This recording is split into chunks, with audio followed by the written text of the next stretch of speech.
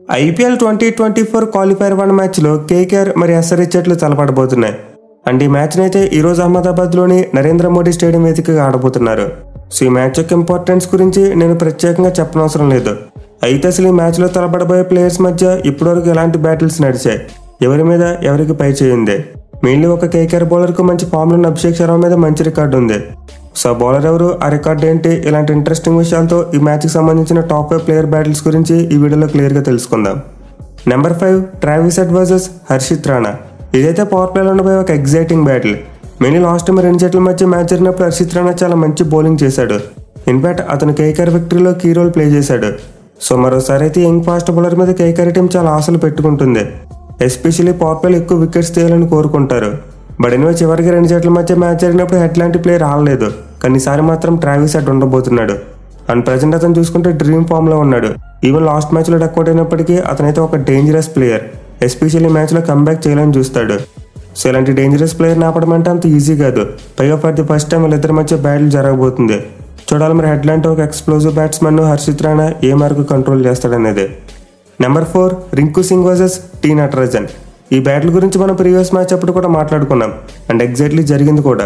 So ఇప్పటివరకు చూసుకుంటే నట్టు మీద రింకు సింగ్ చాలా వరకు అటాక్ చేసే ప్రయత్నం చేశాడు. అండ్ ఆల్సో కొన్ని రన్స్ కూడా కొట్టాడు. But at the same time అతను బౌలింగ్లో అవుట్ అవుతూ కూడా వచ్చాడు. సో ఇప్పటివరకు వీళ్ళిద్దరూ మొత్తం 4 ఇన్నింగ్స్లు తలపెడితే 24 బాల్స్ వేసిన నటరాజన్ 39 పరుగులు ఇచ్చాడు. మోస్ట్ ఇంపార్టెంట్లీ రింకు సింగ్ ను 3 టైమ్స్ అవుట్ చేశాడు. సో వీళ్ళిద్దరి మధ్య బ్యాట్లో రింకు సింగ్ స్ట్రైక్ రేట్ ఎక్కువగానే ఉన్నప్పటికీ యావరేజ్ మాత్రం చాలా తక్కువగా ఉంది. మెయిన్లీ ముందు చెప్పుకున్నట్టు అటాక్ చేసే క్రమంలో నటరాజన్ బౌలింగ్లో రింకు సింగ్ అవుట్ అయిపోతున్నాడు. చూడాలి మరి ఈసారి వీళ్ళిద్దరి మధ్య జరగబోయే బ్యాట్లో ఎవరు అప్పర్ హ్యాండ్ సాధిస్తారనేది. Number 3 Heinrich Klaasen versus Sunil Narine. ఇదైతే మిడిల్ ఓవర్స్లో ఉండిపోయి ఒక మ్యాచ్ డిసైడింగ్ బ్యాటిల్ అని చెప్పుకోవచ్చు. ఎందుకంటే కేకేఆర్ టీం దగ్గర ఉన్న స్ట్రాంగెస్ట్ సూట్ వాళ్ళ spin bowling. At the same time SRH టీంకి చూసుకుంటే క్లాసెన్ మిడిల్ ఆర్డర్లో ఒక రెవల్యూషనరీ ప్లేయర్.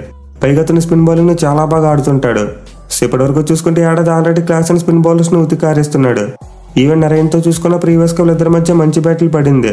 మొత్తం 3 ఇన్నింగ్స్లో తలపడితే 10 బాల్స్ ఆడిన అతను 14 పరుగులు చేశాడు. అండ్ ఆల్సో ఒకసారి అతను బౌలింగ్లో అవుట్ కూడా అయ్యాడు. సో ప్రజెంట్ అయితే ఇద్దరు కూడా టాప్ మ్యాచ్ ఫామ్లో ఉన్న ప్లేయర్స్. ఒకరు మిడిల్ ఓవర్స్లో బాల్ తదరగొడుతుంటే మరొకరు మిడిల్ ఓవర్స్లో బ్యాట్ తదరగొడుతున్నారు. చూడాలి మరి సార్ వీళ్ళిద్దరి మధ్య బ్యాట్లో ఎవరు డామినేట్ చేస్తారనేది. Number 2 Sunil Narine versus Bhuvneshwar Kumar. ఇదైతే పవర్ ప్లేలో ఉండిపోయి మరో match deciding battle. Mainly Sunil Narine ఈ ఏడాది బాల్తో మాత్రమే కాదు బ్యాట్తో కూడా అద్భుతంగా రాణిస్తున్నాడు. ఇన్ఫాక్ట్ కేకేఆర్ టీం తరపున అతనే టాప్ స్కోరర్ కూడా. సో ఎస్ఆర్హెచ్ టీం నరేన్ కనుక పవర్ ప్లేలో అవుట్ చేయలేకపోతే ఖచ్చితంగా భారీ స్కోర్ సమర్పించుకునే ఛాన్స్ ఉంటుంది. మెయిన్లీ పవర్ ప్లే అయ్యే వరకు ఉంటే చాలు నరేన్ చాలా రన్స్ కొడుతున్నాడు. సో ఈ మ్యాచ్లో అయితే నరేన్ తొందరగా అవుట్ చేసే బాధ్యత ఖచ్చితంగా భూవి లాంటి ఒక ఎక్స్పీరియన్స్ ఉన్న ఫాస్ట్ బౌలర్ తీసుకోవాలి. మెయిన్లీ అతను ప్రీవియస్గా నరేన్ చాలా సందర్భాలు ఇబ్బంది పెట్టాడు. సో ఇప్పటివరకు వీళ్ళిద్దరూ మొత్తం 11 ఇన్నింగ్స్లో తలపడితే 30 బాల్స్ వేసిన భువనేశ్వర్ కుమార్ 32 పరుగులు మాత్రం ఇచ్చాడు. And also Narine 2 times out కూడా చేశాడు.